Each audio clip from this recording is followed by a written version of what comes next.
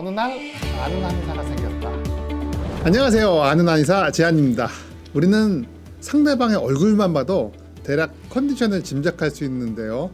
흔히 피부에 트러블이 생긴 거 보고 너 얼굴 좀 안 좋아졌네? 이런 말 많이 들으셨죠? 피곤하거나 이러면 얼굴이 되게 검게 보이기도 하고 트러블도 많이 생기고 뽀루치도 올라오고 여드름도 생기고 이렇게 많이 보이잖아요. 특히 어떤 부위에 뭐가 생기면은 한의학적으로 어디가 안 좋다 이런 이야기 많이 들어보셨죠? 오늘은 이런 여드름이 생기는 이유와 특정 부위별 여드름이나 피부 트러블이 한의학적으로 어떤 연관이 있는지 한번 같이 살펴보도록 할게요. 여드름은 왜 나는 걸까요? 여드름은 모낭 안의 피지선에 염증이 생기는 질환이에요.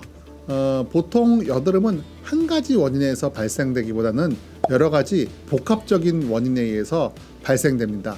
특히 여름에 좀 더 많이 발생되기도 하는데요.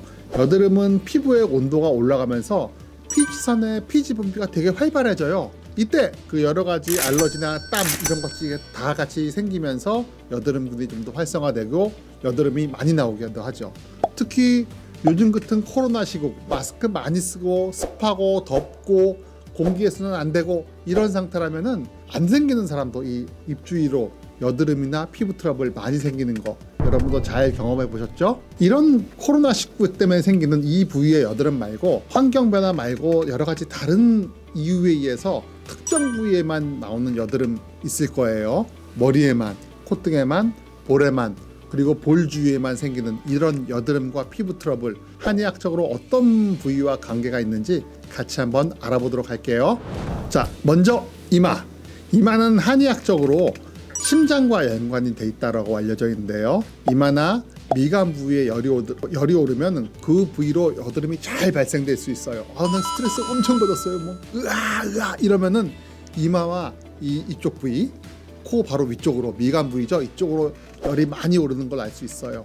너무 열 많이 받지 마시고요. 스트레스 받으면 몸 좀 편안하게 하시고 세수 자주 하시고요. 마음을 좀 식힌다든지 적당한 운동을 해서 스트레스를 풀어준다면은 이런 이마나 미간 사이의 여드름을 조금은 해소할 수 있답니다.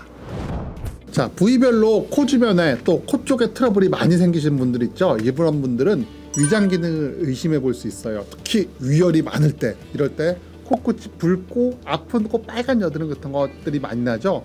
특히 기름기나 고량홈이라고도 하는데요.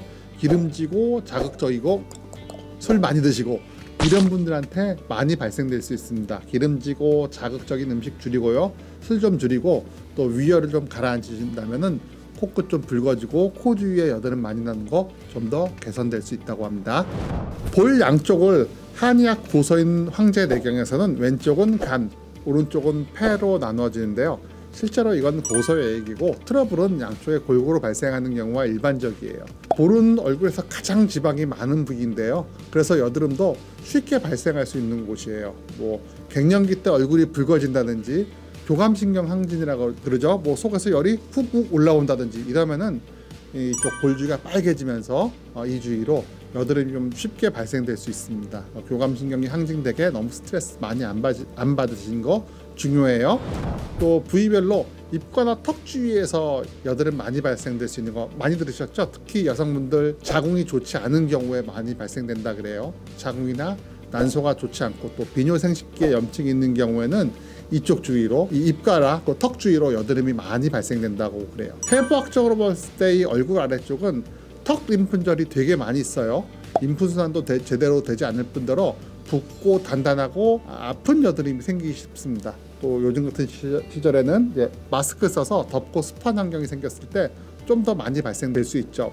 자궁이 안 좋거나 난소가 안 좋아도 발생될 수 있지만 그 주위에 자궁과 난소 주위에 어혈이 있거나 골반 내 순환이 안 될 경우에도 좀 더 쉽게 발생될 수 있다라고 알려져 있어요. 생리통을 좀 심하다든지 다낭성 난소증후군이 있다든지 자궁 성근증이 있다든지 이런 환자들이 확실히 이쪽으로 좀 트러블이 많다라고 컴플레인 하는 경우가 많습니다. 이런 분들 복근 운동도 자주 하시고요. 어혈도 안 나오게 좀 더 잘 관리해 주시고요. 이런 거 좀 해주신다면은 좀 더 좋습니다.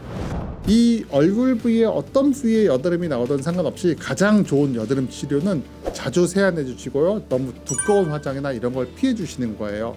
여드름 피지군이 아무래도 화장품의 찌꺼기라든지 땀이나 분비물들을 먹고 살기 좋아하죠. 지방으로부터 나온 애들요.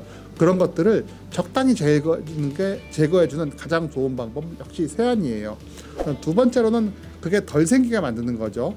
너무 기름기 있는 음식을 많이 먹어서 피부에 기름기가 올라와요. 이게 좋은 거는 아니라는 거 이제 아시겠죠? 그런 것만 잘 지켜주신다면은 좀 더 여드름, 특히 얼굴 쪽으로 여드름 관리를 잘 할 수 있을 거예요. 아시겠죠? 자, 앞에 여러 가지 원인들을 종합해 보면 여드름은 열이 잘 오르고 또 순환이 안 되고 또 피부에 찌꺼기들이 많거나 기름이 많은 상태에서 잘 발생될 수 있는 걸 알 수 있어요.